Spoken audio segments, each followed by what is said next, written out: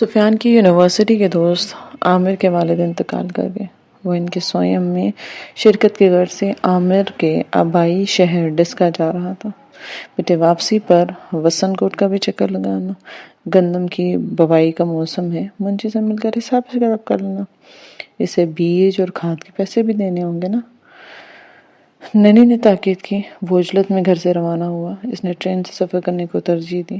Swim سے فارغ ہو کر وسن کوٹ کی جانب چل پڑا۔ ویگن کے ذریعے نارووال شہر آ کے پہنچا۔ آگے سے ٹانگا کرایہ پر لیا۔ جب اپنے گھر کے دروازے پر اترا تو رات کا اندھیرا افق ڈھانپ چکا تھا۔ ٹانگے والا پیسے لے کر واپس روانہ ہو گیا۔ دروازے پر تالا نہیں تھا۔ وہ چونک گیا۔ اندر کی طرف دھکیلا تو وہ بند ملا۔ یہ کیا چکر ہے؟ یہ سوچ کر اینٹوں کی دیوار پھلانگ گیا۔ صحن میں لمبی لمبی گھاس چڑھی ہوئی تھی۔ برآمدے میں روشنی آ رہی تھی۔ یا الہی، یہ کیا ماجرا ہے؟ وہ سخت حیران تھا، پھر بھی وہ اندر چلا گیا۔ برآمدے کے بائیں طرف اسٹور کا دروازہ کھلا تھا جہاں لالٹین روشن تھی۔ کھڑی چارپائی پر کوئی سفید کمبل اوڑھے بیٹھا تھا۔ قدموں کی آواز پر رخ موڑا اور پھر جیسے دونوں کی طرف بجلی چمک گئی۔ ارشین آپا، آپ یہاں؟ چارپائی کی پائنتی پر رکھے شاپر سے جھلک دیتے سفید اور سبز زنانہ سوٹ بھی سفیان کی نظر کی گرفت میں آ چکے تھے، اور یہ تو وہی شاپر تھا جو سفیان نے 4-5 دن قبل مہران کے ہاتھ میں دیکھا تھا۔ صبح کے 3:45 بج چکے تھے۔ بہت دیر تک بیل جاتی رہی۔ وہ کیا مصیبت ہے۔ لاؤنج کے ساتھ والے کمرے سے سویا ناظر نیند میں جھولتا ہوا لاؤنج میں آیا۔ ہیلو، کون؟ سفیان؟ نہیں جی، وہ تو ڈسکا گئے ہوئے ہیں اپنے دوست کے والد صاحب کی وفات پر۔ آپ کون؟ ناظر بات کر رہے ہو کیا؟ جی ہاں، میں ناظر بات کر رہا ہوں۔ مگر آپ کون جناب؟ میں داور بات کر رہا ہوں ناظر۔ دیکھو، ایک اہم اطلاع دینی تھی، ذرا حوصلے سے آنٹی تک پہنچانا۔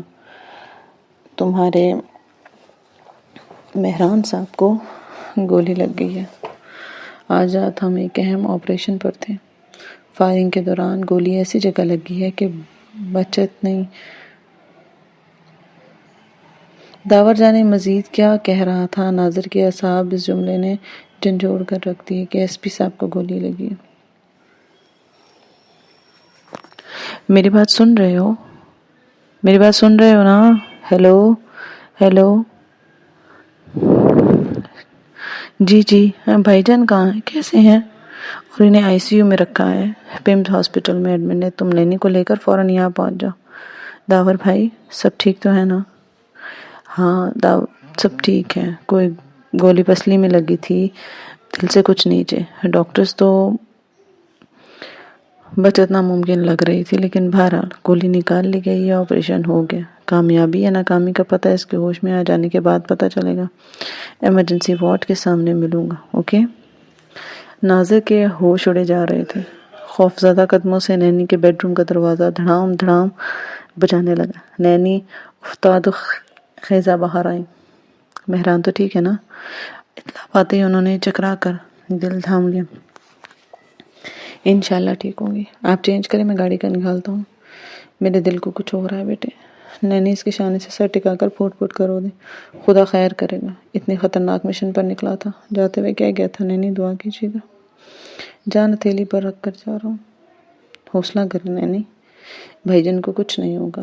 اور آپ ہی تو ہم سب کو پڑھایا کرتی تھی کہ جان خدا کے بعد ملک و قوم کی امانت ہوتی ہے۔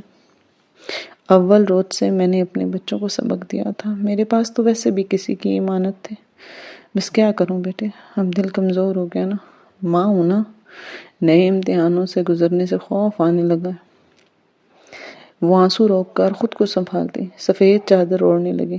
ناظر نے ان کے بیٹھنے کے بعد گاڑی بڑھا دی۔ دونوں خاموش تھے، مگر دل کے اندر جیسے وحشت ناچ رہی تھی۔ انجانے خدشے، وہمیں دھڑکنیں مرتعش کر رہے تھے۔ صبح کے آثار نمودار ہو چکے تھے۔ داور اپنی بتائی ہوئی جگہ پر بغیر کسی تکدو کے مل گیا تھا انہیں۔ ایفیکس کا نمبر پہچان کر وہ خود ہی لپک کر آ گیا تھا۔ السلام علیکم آنٹی۔ مہران کیسا ہے؟ پہلے مجھے تسلیاں نہ دینا، سیدھی سیدھی سچی سچی بات بتانا۔ بہت حوصلہ ہے، بہت گنجائش ہے میرے سینے میں۔ میں نے اپنے شوہر اور والدین، مہران کے والدین کے جنازے میں موجودگی میں اکٹھے اٹھوائے، لوگوں کی تعزیتیں وصول کی۔ کہہ تو جو کہنا چاہتے ہو، میرے دل کی کمزوری کا خیال نہ کرو۔ آنٹی پلیز، آپ یقین کریں، ڈاکٹر بتا رہے ہیں تقریباً آدھے گھنٹے بعد ہوش آ جائے گا۔ آئے آپ میرے ساتھ چلیں۔ نینی کا دل اکھڑ کر بھاگتا سا ٹھہر گیا تھا۔ وہ سر تپا دعا بننے ہوئے اس کے ساتھ چلنے لگے۔ پون گھنٹے کی طویل ترین اور صبر آزما انتظار کے بعد بالآخر ICU کا براؤن گلاس ڈور کھلا۔ بے قرار نظریں باہر نکلتے ڈاکٹرز کی سمت اٹھ رہی تھیں۔ ان کے چہروں پر اطمینان بخش مسکراہٹ تھی۔ سب ٹھیک ہے جناب، ہم انہیں پرائیویٹ روم میں شفٹ کر رہے ہیں، تھوڑی دیر بعد آپ ان سے مل سکتے ہیں۔ مہران نے ہوش میں آتے ہی رپورٹ پوچھی۔ داور نے اچھی تسلی دی۔ مال پکڑا گیا اور آدمی تھانے میں بند ہے، کل کے اخبار میں ساری تفصیل آ جائے گی۔ داور مہران کی تسلی بخش صورتحال کا یقین کرنے کے بعد وہاں سے نکل گیا تھا۔ اسے کیمرے کی فلم دھلوانا تھی، واقعات کی تحریری رپورٹ لکھ کر کمپیوٹر سیکشن میں دینی تھی۔ میں شام کو آؤں گا آنٹی، ہاسپٹل کی کینٹین سے آپ کے اور نازل کے لیے ناشتہ بھجوا رہا ہوں، اور کسی چیز کی ضرورت ہو تو۔ نہیں بیٹے، آپ کا بہت بہت شکریہ، آپ کیوں تکلیف کر رہے ہیں؟ تکلیف کیسی ہے آنٹی؟ آپ شام تک رکیں گی نا؟ اس کی ضرورت نہیں ہے نینی، میں بالکل ٹھیک ہوں، 2-4 دن میں زخم بھر جائیں گے، کل یا پرسوں ڈسچارج سلپ بنواؤں گا۔ میں اتنا عرصہ بستر پر نہیں گزار سکتا۔ اب آپ پلیز گھر جائیے، آرام کریں، پولیس کے لوگ میرے پاس ہیں، وہ دیکھ بھال کر لیں گے۔ مہران نے نینی کا ہاتھ پکڑتے ہوئے نرمی سے کہا۔ نہیں بیٹے، آپ آنکھوں کے سامنے ہو تو جی کو قرار مل رہا ہے، میں یہیں رہوں گی۔ وہ فلاسک سے جوس نکالنے لگی۔ داور سلام کر کے چلا گیا۔ ماشاءاللہ، بہت سعادت مند، بہت نیک بچہ ہے، کسی سلجھی مہذب فیملی کا لگتا ہے۔ ہاں ایسا ہی ہے، لیکن غرور نام کا نہیں۔ اس کا لائف سٹائل دیکھیں تو دنگ رہ جائیں گے، مست لست، بے پرواہ، بے نیاز۔ اس کی سادگی میں جو سحر اور کشش ہے نا، وہ بڑے بڑے بادشاہوں کو نصیب نہیں ہوتی۔ نینی، سفیان کب تک آ جائے گا ڈسکس سے؟ اسے اپنے زندہ دل شوخ شریر بھائی کی غیر موجودگی کھٹک رہی تھی۔ کل صبح تک آ جائے گا۔ بھائی جان، میں آپ کا سر دبا دوں؟ ناظر نے بڑی سوچ بچار کے بعد خدمت گزاری کا ذریعہ چنا۔ تم بس ایک اچھی سی کافی پلا دو۔ مسکن ادویات کے زیر اثر کچھ دیر وہ غافل ہو چکا تھا۔ اہم سرکاری شخصیات، پریس اور محکمے کے متعلقہ افسروں کا سارا دن تانتا بنتا رہا۔ اس کا پرائیویٹ روم پھولوں اور پھلوں سے اٹ گیا تھا۔ شام تک یہ سلسلہ جاری رہا۔ ویمن پولیس اسٹیشن سے جب سب انسپکٹر در نایاب آئی ہیں بھائی جان، وہ سو کر بیدار ہوا تو ناظر نے مستعدی سے لا دی۔ وہ ٹٹک کر رہ گیا۔ کہاں ہیں؟ ساتھ والے روم میں نینی کے پاس بیٹھے ہیں، تھوڑی دیر بعد پہلے یہاں آ کر آپ کو دیکھ گئی ہیں، اس وقت آپ سو رہے تھے۔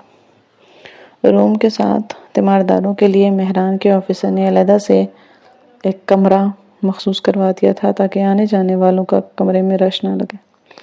بیدار ہونے کی اطلاع پا کر نینی درے نیاب کے ساتھ چلی آئیں۔ کیسا میرا بیٹا؟ میں صدقے، میں نے 2 بکرے یتیم خانے اور عیدی سینٹر بھجوا دیا، اللہ نے میرے بچے کو نئی زندگی دیا۔ آؤ بیٹی، بیٹھو۔ آپ کھڑی کیوں؟ کافی دیر سے یہ بچی آئی تھی۔ ان کے اشارے پر در نیاب جھجکتی ہوئی آگے بڑھی اور بیڈ کے دائیں طرف رکھے صوفے پر بیٹھ گئی۔ وہ پولیس یونیفارم میں تھی۔ سر، اب آپ کی طبیعت کیسی ہے؟ ٹھیک ہوں۔ پھر نینی کی طرف منہ موڑا۔ نینی، آپ نے کوئی خاطر مدارت کی ہے، یوں ہی بٹھائے رکھا؟ بیٹے، میں نے تو بہت اصرار کیا لیکن کچھ لینے پر آمادہ نہیں ہے، جب سے آئی ہیں تب سے بہت پریشان ہے۔ نینی بیٹے کی خصوصی توجہ کے پیش نظر در نیاب کا اثر نو جائزہ لینے پر مجبور ہو گئی۔ گلابی مائل رنگت، براؤن گولڈن گھٹنوں تک لٹکتی چوٹی اور دراز قدامت، سردہ پاؤ مرزا مرکہ، نازک سراپا، حسنوں کشش کے جھرنے جیسے پھوٹے پڑے ہوں۔ انگوٹھی میں نگینے کی طرح اس کی رعنائی اور زیبائش کا ہر انداز مکمل یکتائی لیے ہوئے تھا۔ نینی کی نظروں میں ستائش تھی۔ دوسری نظر انہوں نے اپنے بیٹے کی طرف ڈالی تو انہیں لگا کہ چاند اور سورج کی جوڑی ہے، غیر ارادی طور پر۔ اور پھر مہران کے اگلے جملے نے ان کے خیال کو حقیقت کا جمع پہنا دیا۔ نینی وہ یہی ہیں جن سے ملنے کے لیے آپ بےتاب تھی۔ مہران نے سنجیدگی سے ان کی طرف دیکھا اور ان کی آنکھوں میں پہلے بے یقینی اور حیرانی کے رنگ امڑے، پھر تبسم نمودار ہوئے۔ میرا بھی یہی خیال تھا۔ وہ زو مانی انداز میں مسکرائیں تو درے نایاب کنفیوز سی ہو کر اٹھ کھڑی۔ میں چلتی ہوں سر، یہ بکیں آپ کے لیے لائی تھی۔ ترتازہ گلاب ان کے سرہانے رکھتے ہوئے نینی سے اجازت لینے لگی۔ آپ کا گھر کہاں ہے بیٹے؟ میں آپ کے والدین سے ملنا چاہتی ہوں۔ درے نایاب بھونچکی ہو کر ان کی صورت دیکھنے لگی۔ نینی نے نرمی سے اس کا چہرہ دبایا۔ اگلے لمحے جیسے وہ بات کی تہہ تک پہنچ گئی، اس کے رخسار شفق رنگ ہو گئے، کمل سی آنکھوں میں حیا کی سرخ ڈوریاں تیرنے لگیں، خمدار پلکیں آرزوں پر بچھ گئیں۔ پھر وہ ٹھہر نہیں سکی اور مہران آنکھوں پہ بازو رکھ کر دوبارہ گہری نیند سو چکا تھا۔ اس روز مہران کے وسن کوٹ سے روانہ ہونے کے بعد برکت خیر سگالی کے جذبے کے تحت اسے دیکھنے چلی آئی تھی۔ اس کی حالت کے پیش نظر اس نے عذرا ہمدردی 3-4 دن تک تینوں ٹائم کھانے اور چائے پانی کا دھیان رکھا۔ اپنی بیٹی یا لڑکے کے ہاتھ روٹی سالن بھجوا دیتی۔ اس کی بیماری اور اکیلے پن کی وجہ سے گزشتہ 3 راتوں سے اس کے پاس سوئی تھی۔ ارشین اس کے پور پر شکر گزار تھی کہ خود اس میں نہ طاقتی اور نکاحت کے باعث ہل کر پانی پینے کی ہمت بھی نہیں تھی۔ آج بھی وہ اپنے کمرے میں ڈھال بیٹھی تھی۔ برکتے کی بیٹی لاڈو نے اس کے کمرے میں جھاڑو لگا کر جالے نکال دیے تھے۔ کھانا پہنچانے کا ٹائم ہو رہا تھا تو کھٹکنے کی آواز پر وہ یہی سمجھی کہ طیفہ یا لاڈو کنڈی کھٹکا رہے ہیں۔ ابھی اٹھنے کا ارادہ ہی کیا تھا کہ سفیان کو سامنے پایا۔ دونوں بت بنے ایک دوسرے کو سکتے کے عالم میں دیکھ رہے تھے۔ سفیان کی آنکھوں میں بے اعتباری تھی، حیرت تھی۔ یہ آپ ہیں یا میری نظروں کا دھوکہ؟ تم اندر کیسے آئے؟ اس کے ذہن میں جس ارشین کا تحفظ محفوظ تھا وہ ایک خوشگوار، خوش لباس، خوش اطوار، میچور اور نفیس و دلکش پرسنالٹی کی خاتون، ایک نامور آرٹسٹ، منجھی ہوئی لیکچرر اور ایک سلجھی ہوئی ذمہ دار لڑکی تھی۔ لیکن یہ سامنے کون تھا؟ ملجے بند رنگ سلوٹ زدہ لباس میں، زرد بے رونق رنگت اور بھجی ہوئی آنکھوں والا ہڈیوں کا پنجر، الجھے ہوئے بے ترتیب بال، سفید پڑتے ہونٹ اور بیمار سراپا۔ آپ یہاں کیوں، کیسے اور اس حال میں؟ پر پلیز آپا مجھے بتائیے ورنہ میں پاگل ہو جاؤں گا۔ ایک دم وہ چیخ پڑا۔ ارشین نے سکون سے اس کے ہاتھ الگ کر دیے۔ آؤ بیٹھو، اب آئی گئے ہو تو جان بھی جاؤ گے۔ کاش تم یہاں نہ آتے۔ میں تو اتفاقاً زمین کا حساب لگانے کے لیے ادھر آیا تھا۔ کیا خبر تھی کہ آپ کب سے یہاں آئے؟ مجھے تو بتایا گیا تھا کہ آپ کی شادی کراچی ہو گئی ہے۔ دوسرے کمرے میں آ جاؤ، وہاں آتش دان اور کرسیاں بھی، یہاں بیٹھنے کی جگہ نہیں ہے۔ اور آپ اس تنگ تاریخ خالی کوٹری میں چلہ کاٹ رہی ہیں؟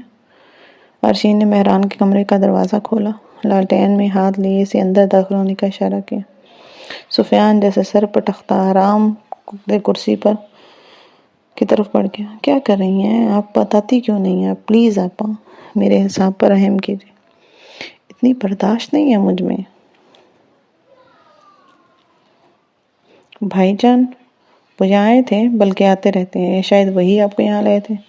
کیا آپ ہی وہ مریضہ ہیں جو ڈاکٹر فروخ کے زیر علاج تھیں؟ اس کی آواز لڑکھڑائی۔ ارشین مذہل سے انداز میں مسکرائی۔ تیرے پاس کتنے سوال تھے، میرے پاس کس کا جواب ہے؟ اپنے دماغ پر بوجھ نہ ڈالو سفیان، میں تمہیں کچھ نہیں بتا سکتی۔ بی بی، اے بیٹی کدھر ہو؟ یہ کھانا لے لو۔ باہر کا دروازہ کھلا چھوڑا ہوا، خدا نخواستہ جو ہی نظر سبز جرسی اور سیاہ ٹراؤزر میں ملبوس ہوائیاں اڑاتے چہرے والے سفیان پر پڑی تو اس کی بولتی بند ہو گئی۔ باؤ جی تسی ایس پی باؤ جی کے نکے ہو نا؟ سفیان پچھلے سال آیا تھا یہاں، برکتے کو شکل سے پہچاننے میں دشواری نہیں ہوئی۔ آؤ برکتے خالہ، اندر آ جاؤ، مجھے تم سے کچھ سوال کرنا ہے۔ یہ کھانا ان کو دے دو خالہ، لمبے سفر سے آئے ہو نا۔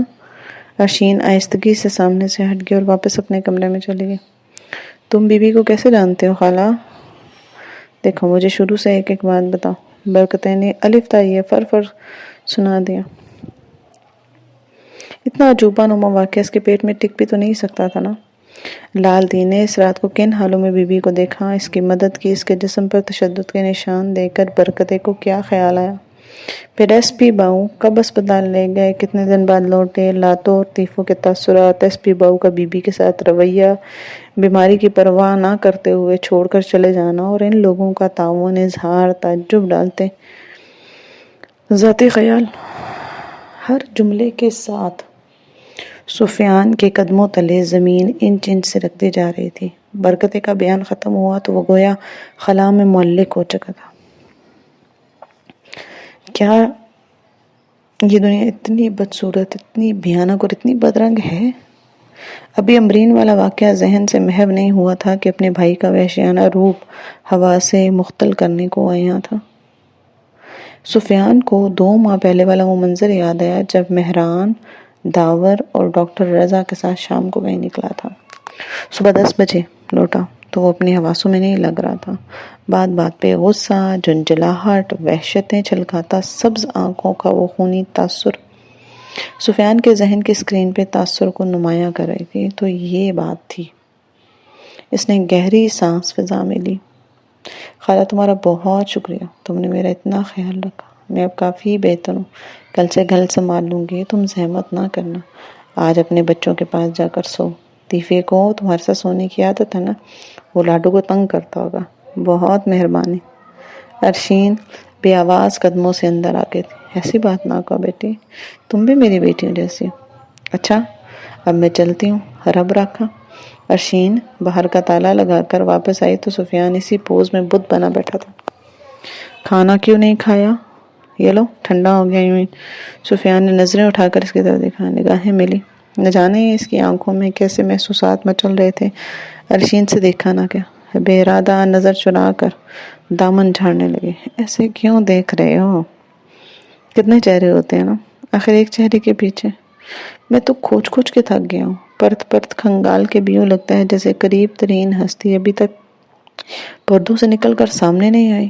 کوئی اصرار باقی ہے، گویا مجھے اپنی انسان شناسی پر بڑا گھمنڈ ہوا کرتا تھا، لیکن آج پتہ چلا ہے میں تو طفل مکتب ہوں۔ اس نے تھک کر کرسی کے پشت سے ٹیک لگائی۔ آواز کے سارے رنگ پھیکے تھے۔ ارشین نے چپ رہنا بہتر سمجھا۔ ویسے تو مجھے کسی حد تک اندازہ ہو چکا تھا، لیکن آپ تصدیق فرما دیجئے کہ بھائی جان سے آپ کا کیا رشتہ ہے؟ وہی جو تم سمجھ رہے ہو، شادی ہو چکی ہے۔ جھٹکا اتنا شدید تھا کہ سفیان ہل گیا۔ کیوں، کیا آپ لوگوں نے ایسا کیوں کیا؟ نینی کو پتہ چلا تو جان سے گزر جائیں گے خدا نخواستہ۔ گھر والوں کی شامل نہ کرنے میں ایسی کون سی باتیں دامنگیر تھیں جو… بس کرو سفیان، امتحان میں ڈالتے ہو۔ تہ تک پہنچے بغیر فقط صرف سطحی طور پر سمندر کا چھو کر اس کا حال بتانا انصاف نہیں کہلاتا۔ بات مکمل ہونے تک اپنا تبصرہ محفوظ رکھنا چاہیے، اور اچھی طرح سہنشین کر لو کہ یہ شادی میرے والدین تمہاری ناز شفیہ کے باہمی تعاون کے بعد سر انجام پائی ہے۔ شاید تمہارے علم میں ہو کہ نینی اور نازش خود رشتہ لے کر میرے گھر میں آئے تھے، بعد میں نینی کا ارادہ بدل گیا۔ سفیان کے لیے یہ انکشاف کسی صدمے سے کم نہیں تھا۔ نینی نے تو کبھی ذکر ہی نہیں کیا، نازش شفیہ نے۔ نینی کیوں شامل نہیں ہو سکے؟ اتفاق سے وہ اس دوران کہیں گئی تھی۔ دوسرا، پروفیسر دانیال نے انہیں بدظن کر دیا تھا۔ دانیال بھائی نے؟ کیا؟ اس لیے کہ وہ مجھ سے شادی کرنا چاہتے تھے۔ اسٹامپ پیپر پر یہ بات لکھوا چکے تھے۔ وہ زچ ہو کر پھٹ پڑے۔ سفیان سانس روکے اس کی صورت دیکھ رہا تھا۔ اے دنیا، تیرے رنگ کتنے بھیانک ہیں، تیرے کتنے بھید ہیں، کتنے رنگ، تو کیسی گتھی ہے، تیری عطا تیرا اصل کیا ہے؟ سفیان جیسی ہستی کھیلتی ہموار اور شاہراہ زندگی پر چلنے والا معصوم دل مسافر پے در پے انکشافات کے خارزاد سے گزرتے ہوئے چکرا کر رہ گیا۔ جنہیں وہ آج تک آئیڈیل بنا کر پوچھتا تھا، ان جیسا بننے کی کوشش کرتا تھا، ان کے ساتھ قریبی تعلقات استوار ہونے پر اسے فخر ہوتا تھا، آج ان سب کی کلی کھل گئی تھی۔ بھائی جسے وہ فرشتوں سے زیادہ پاکیزہ اور مصفا سمجھتا تھا، عرشین جسے بہن بہن کہتے اس کی زبان نہیں سوکھتی تھی، نازش اپیہ جن کی شفقت میں ممتا کی سی مٹھاس اور راحت ملتی تھی، اور دانیال بھائی جو اس کی نظر میں دنیا کے سب سے زیادہ پروقار اور نفیس انسان تھے، آج سب کی عظمتوں کے کو آسمان سے نیچے گرتا دیکھ رہا تھا۔ پھر کیا ہوا؟ پھر میں نازش اپیہ سے ملی، انہوں نے پروفیسر کی نفسیات سے آگاہ کیا تو میرے ہوش ٹھکانے آ گئے۔ دانیال کی مذموم کارروائیوں سے حفاظت کی خاطر انہوں نے تمہارے بھائی کا رشتہ بھیجا، لیکن میری طرف سے انکار ہو گیا۔ پھر یہ شادی؟ پروفیسر صاحب نے مجھے اغوا کر کے اپنی مرضی کی تحریر لکھوائی، پانسا پلٹتا دیکھ کر اسے میرے والد صاحب کے حوالے کر دیا۔ انہوں نے طیش میں آ کر 3 دن کے اندر اندر میری زبردستی شادی کرے اور ہمیشہ کے لیے مجھے اپنے گھر سے رخصت کر لیا۔ اور بھائی جان نینی کی ناراضگی سے بچنے کے لیے آپ کو یہاں لیا۔ لیکن پھر یہ غیر انسانی سلوک، یہ تو کسی بے جان جانور، بے زبان جانور سے بھی نہیں کرتے۔ جس طرح کھولتے ہوئے پانی میں اپنا عکس نظر نہیں آتا نا، اسی طرح انسان کی شخصیت میں آزمائش اور حقیقت کی بھٹی میں ڈالے بغیر کھل کر سامنے نہیں آتے۔ ہم کیا ہیں، ہم کیا کر سکتے ہیں، ہم میں کتنی صلاحیت و جرت ہے، اس کا صحیح اندازہ مصیبت کی گھڑی میں ہوتا ہے۔ باقی سب خوش گمانیاں ہیں، اپنی ذات سے اکثر لاحق رہتی ہیں انسان کو۔ سفیان کے لیے اپنے بھائی کا یہ رویہ ناقابل یقین بلکہ ناقابل برداشت حد تک تکلیف دہ تھا۔ وہ سوچ بھی نہیں سکتا تھا کہ اس کا بھائی اس حد تک جہاں پہنچے گا۔ بھائی جان کو آپ سے دشمنی کیا ہے؟ میرے جیسی لوز کیریکٹر کی لڑکی ان کی بیوی بننے کے لائق نہیں ہے، لیکن نازش کی خان کی خوشیوں کی خاطر انہیں کڑوا گھونٹ پڑنا پڑا، لہذا ایسا تو ہوگا۔ یہ صبر کی انتہا تھی یا انہوں نے خود کو پتھر کر لیا تھا؟ انسان اچھا ہو یا برا اپنی غلطی اور جرم کا اعتراف کرنا گویا اس کے لیے زندگی اور موت کا مسئلہ بن جاتا ہے، لیکن وہ کسی صورت پر قصور مان کر ہلکا پڑنا پسند نہیں کرتا۔ پھر بھی یہ اتنی آسانی سے تسلیم و رضا کے مراحل کیسے طے کر گئے؟ میں نینی سے بات کروں گا۔ صدمہ اپنی جگہ، لیکن دل کی خوشی کے لیے انسانی جاؤ کو داؤ پر لگانا۔ آپ ہمارے گھر کی عزت ہیں اور جو مقام آپ کا ہے وہ میں آپ کو دلواؤں گا۔ میں کل ہی جا کر ساری صورتحال نینی کو بتاؤں گا۔ کتنے خوش فہم ہو نا تم، بچے ہو نا، ابھی سوچ کا بول پن آہستہ آہستہ ہی شعور کی پختگی میں ڈھلے گا۔ تم خود کو اس معاملے میں انوالو مت کرو، بس اپنے مستقبل، اپنے کریئر کا خیال کرو۔ مجھے شرم آ رہی ہے آپ سے، بھائی جان نے شہید باپ کے نام کی لاج بھی نہ رکھی۔ یہ تو ہماری خاندانی روایات بھی نہیں تھی۔ ہمارے ہاں خواتین کو عزت و تکریم بخشی جاتی ہے۔ وہ بے چینی سے کرسی سے اٹھ کھڑا ہوا ہے۔ ایسا کچھ بھی نہیں ہوا، تم خواہ مخواہ خود کو ہلکان کر رہے ہو۔ سفر سے تھکے ہوئے ہو، البتہ ہاتھ منہ دھو کر آرام کرو، صبح تمہیں واپس بھی جانا ہوگا۔ آپ یہ کمرہ لاک کر کے اس بھوتوں کی کوٹری میں کیوں آرام کر رہی تھی؟ کیونکہ مجھے یہی آرڈر تھا۔ میری خدایا، میری بات سنو سفیان، میں نے سب کچھ تمہیں اس لیے نہیں بتایا کہ اپنی مظلومیت اور ایس پی صاحب کے ظلم کا ڈنڈورا پیٹ کر تمہاری ہمدردی حاصل کر سکوں۔ قصوروار میں بھی ہوں۔ میں نے پروفیسر دانیال کے بڑھتے قدموں کی حوصلہ افزائی کیوں کی؟ آپ کیا ہیں عرشین آپا؟ میں نہیں سمجھ سکا۔ دیکھو، خواہ اپنے بھائی سے متنفر ہونے کی ضرورت نہیں ہے، ان کا رد عمل فطری ہے۔